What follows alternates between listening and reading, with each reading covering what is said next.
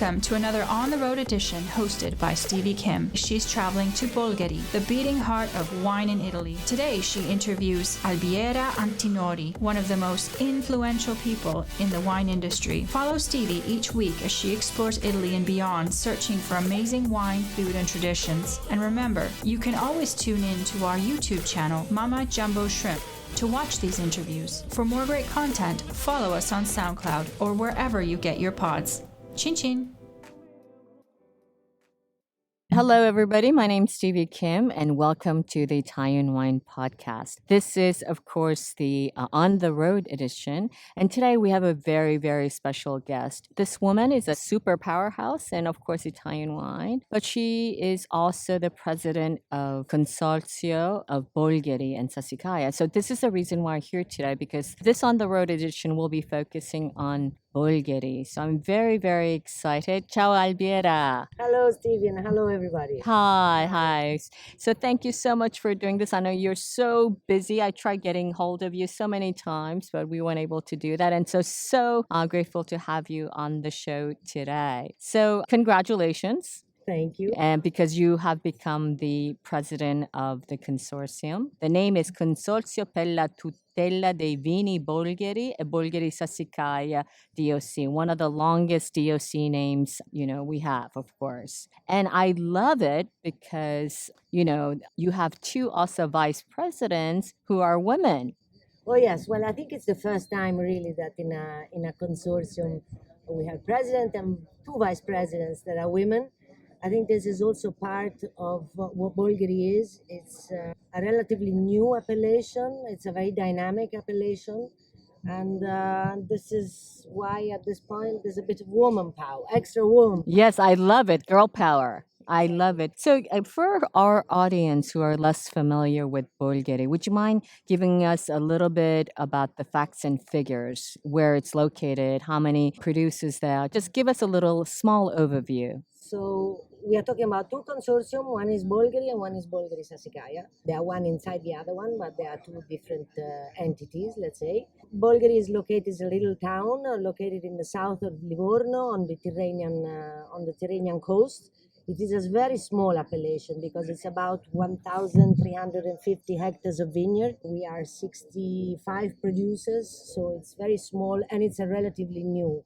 When did it all start? It started 25 years ago officially, but the first winemaker that started wine was Mario Incisa with Sassicaia about 50 years ago. He was the first one who planted. Here there was practically no vineyards in the area. It was an agricultural land, but not really dedicated for quality vineyards. So he started and gave the start. It made everybody realize that this area was really special, especially for varieties Cabernet Sauvignon, Merlot, and Cabernet Franc. So since then, there's been a strong movement of other wineries and slowly emerging as the top Italian wines.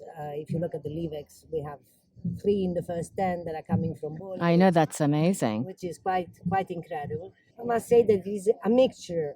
Basically, there is a really special terroir. The soil and the climate, the influence of the sea, the mountains behind really make it unique. And then there is the spirit of the producers. Before there were few, now there are more, but we're all very dedicated to quality production. So the direction is clear, it is centered, there is a lot of experimentation going on, but I think this is what really makes unique Bolgheri. So can you tell us a little bit about the special terroir that there is in Bolgheri that you were talking about, and the quote-unquote the experimental winemaking? So it would be easier if everybody was here and I could show.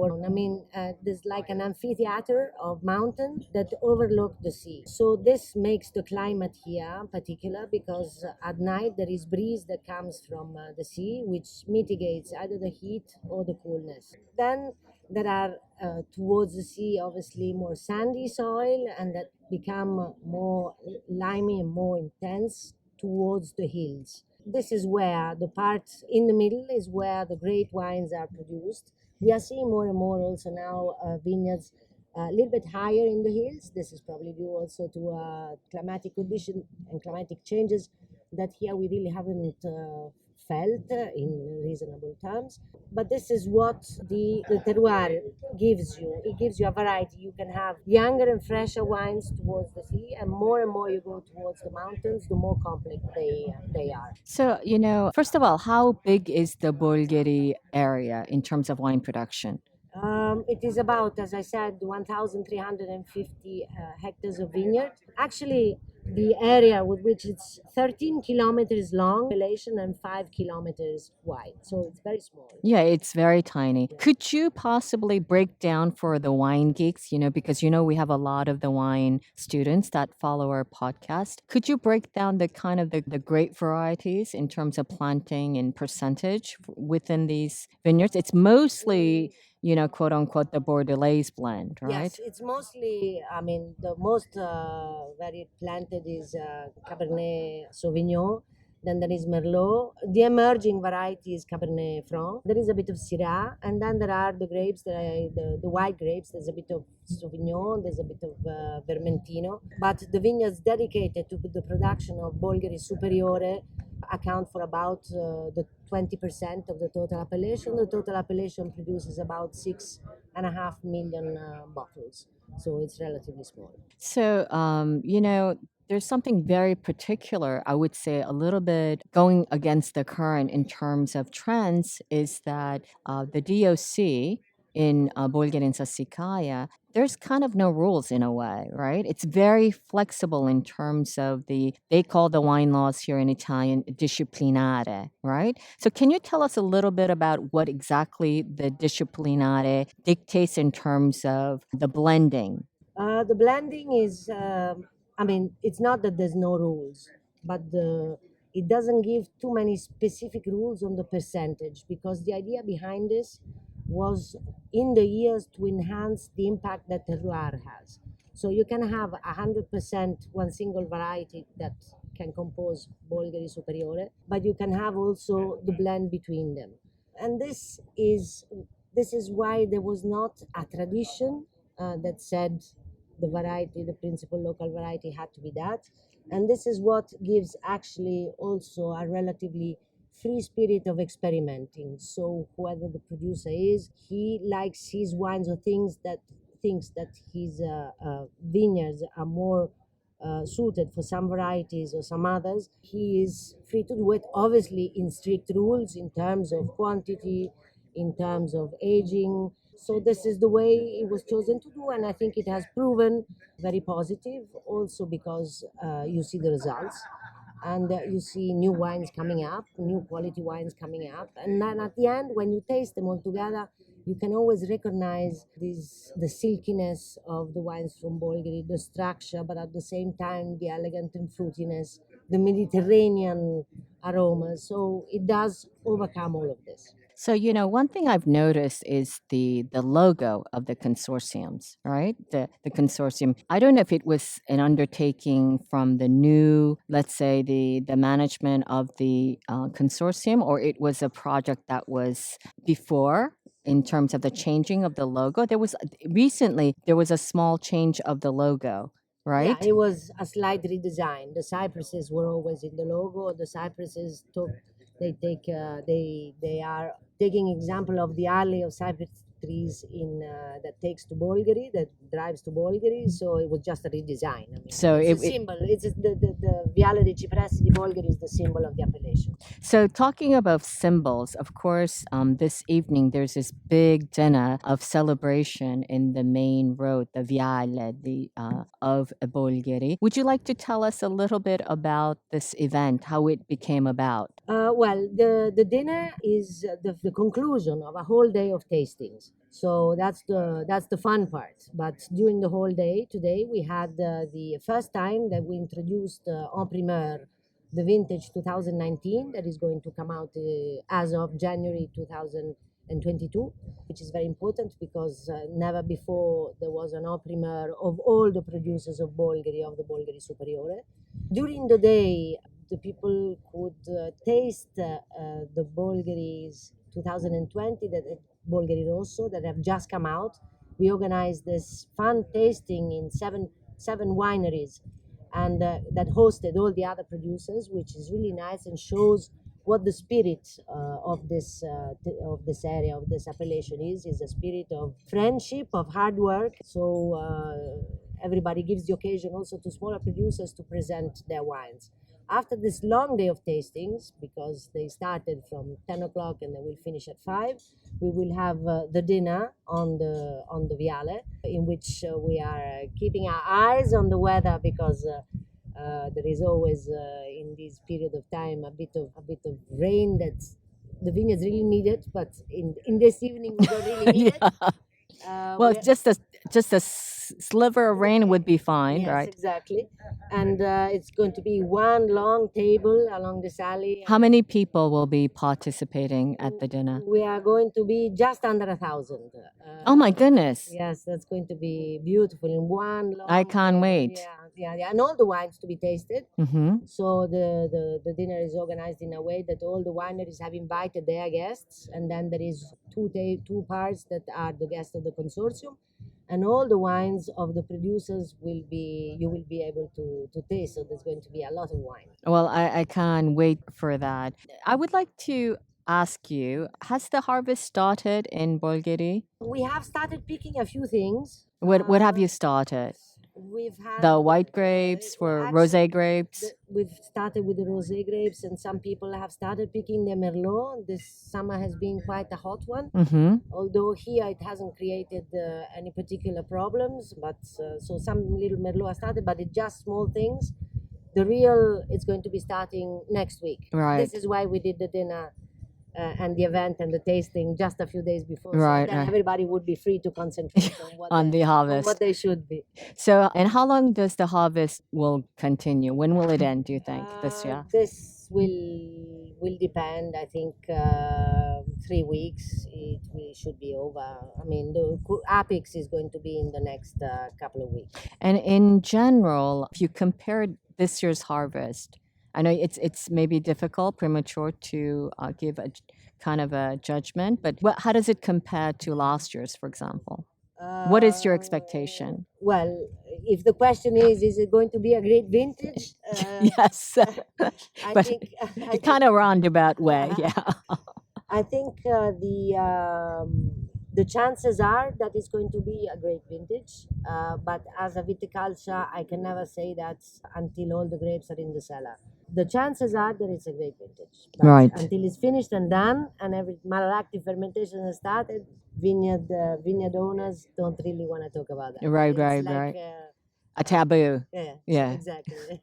So, talking of, challenges, what are the main challenges for Bolgheri producers? I know that's a gross generalization. It depends on the each wineries. But what are the challenges for Bolgheri producers in general? I think the challenges are the challenges of great appellations to produce better and better wines every year, to experiment, to see if there's new things. This is an area in which we still have a lot to discover. The average age of the vineyards is 15 years old, so there is still new things to be done, varieties, areas, viticulture wise, to be experimented, but the concept has to be that quality along, and introducing people to the area, because it's known, but still there is a lot of work to do.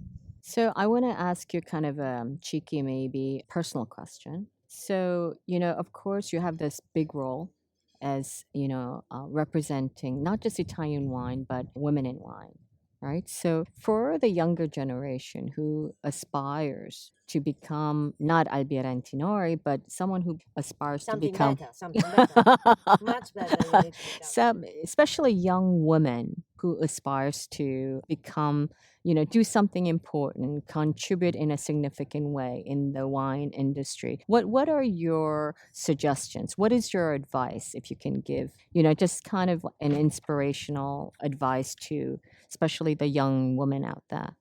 I think that the first thing goes through studying, and going to good universities, taking stage in vineyards, harvesting, understanding land, and understanding wine. There is a real need of people that have an experience and let's say a curriculum that is important. And this is something that the new generation has the chance to do. our generation, we were not really pushed to study a lot. Next generation, they have to do, and they have to be on the top of all the new experimentation, the new studies.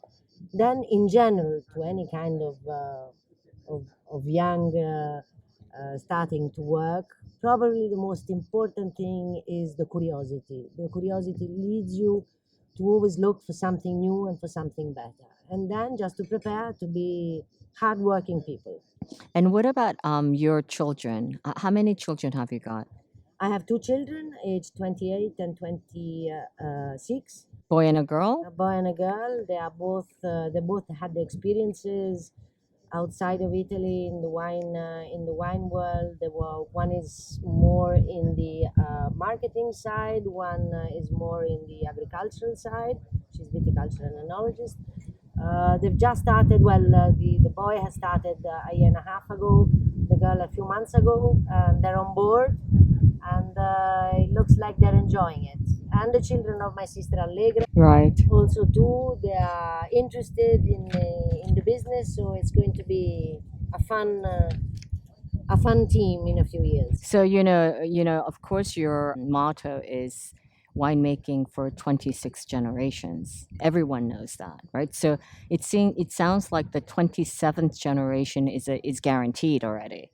You never say. It's like you never say. It's like harvest. They might get bored and change their mind, but the chances are there. For us, it's very important that generations after. I mean, it is just as important as making great wines is to have the generation after that. At least one or two or three or even more, all of them enjoy. There's lots of things to do, and it's really such a special world, this world of wine, that you really cannot not like it. So what is you have two women presidents. Of course, you have Cinzia Melli and Priscilla Incisa della Rocchetta and yourself at the top of the management of this consortium right now. When is your mandate until, like 2000, till next year, I think? I still have either one more or two more years. Okay. Within these 1 or 2 years, what are the milestones? What are the objectives you've set for yourself? So one of the main objective is to anyway explain, promote the quality of the wines of Bolgheri, because as I said, Bolgheri is well known, but there is still a lot to do. Another milestone is to stimulate among all the producers, smaller and bigger, to experiment, to check other things, other areas, other wines. And then there is a whole theme that we're working on, and I think we are seeing the way where to go, to work on together with the government, and is to have a sustainable certification that is national, and in which the consortium, as a consortium, can apply. We are trying to see exactly how to go and where to go, but this is for sure an important point. Okay. So I think, that is pretty much most of the things that I would like to have asked you for today with regards to the consortium. Hopefully we'll have another opportunity to interview you with, of course, even a bigger animal, if you will, of Antinori business. Whenever you want, Stevie, you're always welcome. Okay. And I'm really, really looking forward to having some wine with you this evening. Very good, very good. Thanks a lot, and thanks to everybody. Arrivederci. And that's a wrap from Bolgheri. We're currently at Guadaltasso. It's an osteria just overlooking this vineyard. So stay tuned. We'll be coming with a lot of video and photos from Bolgheri. Ciao ragazzi. Arrivederci. Chin chin with Italian people. Ciao, ciao. Listen to the Italian Wine Podcast wherever you get your podcasts. We're on SoundCloud, Apple Podcasts, Spotify, Himalaya FM, and more. Don't forget to subscribe and rate the show. If you enjoy listening, please consider donating through ItalianWinePodcast.com. Any amount helps cover equipment, production, and publication costs. Until next time, chin chin.